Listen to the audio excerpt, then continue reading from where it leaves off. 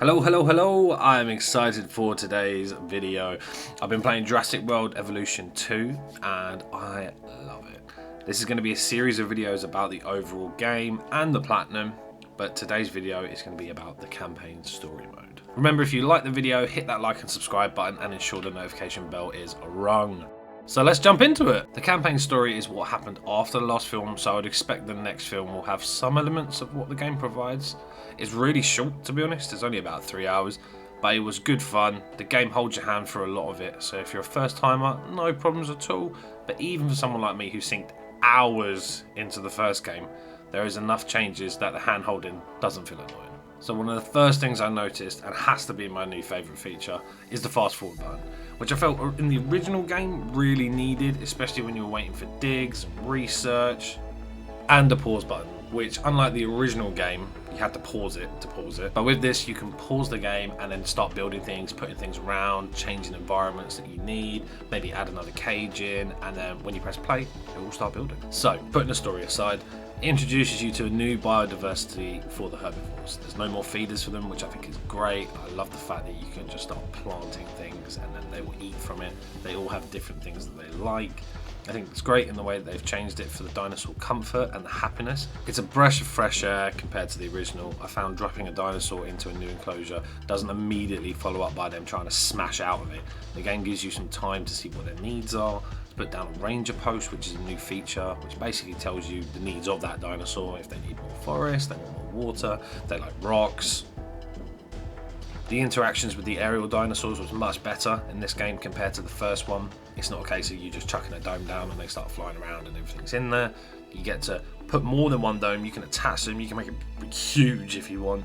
Chuck the rocks in that they need, the water. There's a lot more interaction in terms of you can go into the dome and look around instead of just being stuck on the viewing platforms. You don't get introduced to any of the aquatic dinosaurs in the first story mode, but I mean, not the end of the world. The different locations was a welcome change, different weather for each story mission. You have wild zones because, of course, in terms of the films, the dinosaurs are roaming around freely across America at this point. But you don't have to trank and collect them all like in previous games.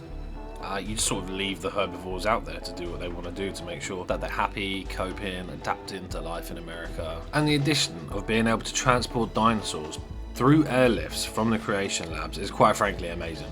It was a pain in the first one, either having to create numerous NASHMAN creation centres or releasing herbivores into carnivores' enclosures, quickly tranking them and transporting them. Thank you, Frontier. But not only that, the creation centres now allow you to release more than one dinosaur. Say if a type of dino typically lays 6 eggs, you can release all 6 at the same time from that one batch. The scientists, being a new feature to the game, they're used pretty much in everything with regards to improving, whether it be digs, research, medical aid. They can get overworked and they can get stressed. So you got to make sure you rest those smarties. You can also train them up, their skill sets, say, improve from genetics if they're already really good at welfare and logistics. Also, I could speak all day about all the different new dinosaur animations. Like, some of them are actually cute. Like, you need to play it to see it. There are so many different interactions that they've added to this. In this first playthrough, I did come across one issue, which did actually work in my favour. I'm going to let the clip speak for itself, but I challenge anybody to get the trophy how I did it. Not sure how this was possible.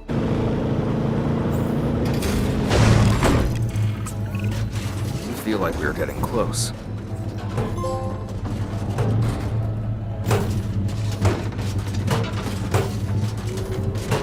And that trophy was get 5 seconds of airtime with a ground vehicle within a 20-second window. Yeah. And for all you trophy hunters out there, when you complete the campaign story, you do get a trophy for every single story you complete, which I believe, off the top of my head, there is 6 stories in it.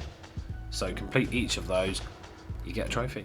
And you could be as lucky as me and get an additional trophy from a glitch. And that's it for today, guys. Overall, I really enjoyed my first experience with Jurassic World Evolution 2. I did like the campaign story. I'm still plowing through the rest of the game, so do keep an eye out for those next videos that I'm going to be bringing out.